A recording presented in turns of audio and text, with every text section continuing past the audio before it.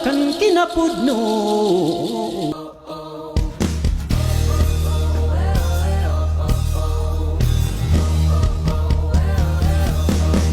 So good morning everyone, I am Julina Macy Kines. In this video, I will discuss about the IPRA law. So what comes to your mind when you hear the word IPRA? So ang mga IPRA is, ito yung mga Indigenous People Rights Act or yung mga karapatan ng mga indigenous people. So ano nga ba ang indigenous people? Sino sila? So let's start. Sila yung mga native inhabitants or yung mga original na naninirahan sa mga farms, sa mga kabundukan o sa mga kagubatan. So, bakit kailangan malaman, bakit mahalagang malaman ng ating mga katutubo or ng ating mga kapatid na katutubo ang kanilang mga karapatan? So, mahalaga nila itong malaman. Kumbaga sa atin, manggagaling yung pagprotekta sa ating mga karapatan. Mahalaga nilang malaman ang kanilang mga karapatan dahil kapag hindi nila yun nalaman, maaring sila ay maabuso or angkinin ang kanilang mga karapatan.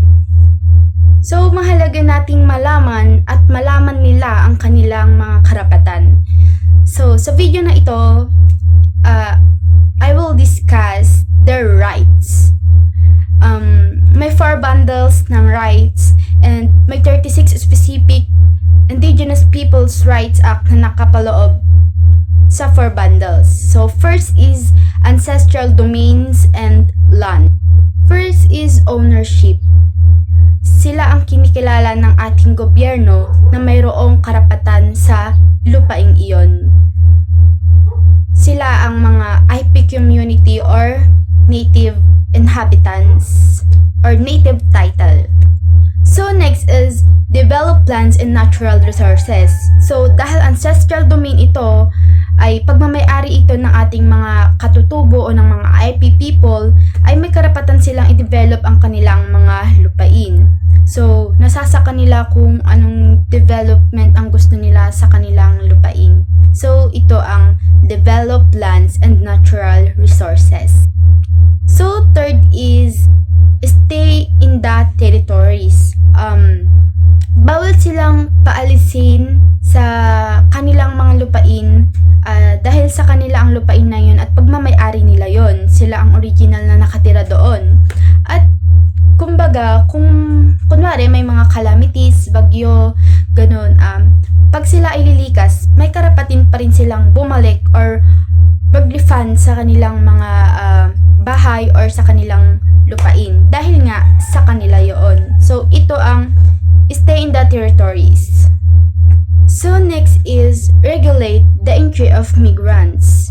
Mayroon din silang karapatan na pahintulutan kung sino ang pwedeng pumasok sa kanilang lupain at mayroon din silang karapatan na pagbawalan ang mga taong ayaw nilang pumasok sa kanilang lupain kasi nga pagmamay-ari nila yon. So this is the regulate the entry of migrants. 6 is safe and clean air and water. So kunwari tayo ay dadayo sa kanilang kabundukan or sa kanilang lupain, dapat panatilihin natin ang kalinisan ng kapaligiran and kanang kanila ding mga falls. Kung tayo ay dadayo ng may mga dalang pagkain or what else, kung ano yung dinatnan nating malinis, ganun din tayong aalis. So dinatnan nating malinis, aalisan din natin ng malinis kasi nga dayuhan lang din tayo. So may karapatan din silang panatilihin ang kalinisan ng kanilang lupain. Lastly is claim parts of preservation. Kunwari may mga militar or sundalo na nagpaskil ng campus nila doon sa kanilang lupain. Pag alis ng mga militar, kailangan or karapatan nilang kunin yun or angkinin yun dahil nga lupain nila yon at karapatan din nila yon. So this is the claim parts of reservation. So mahalaga natin itong malaman upang kung tayo ay pupunta sa kanila, at least alam natin ang mga karapatan nila. And kailangan din nila itong malaman, mahalaga nila itong malaman upang lang sa ganun ay hindi sila basta-basta inaabuso or inaangkin ang kanilang mga lupain.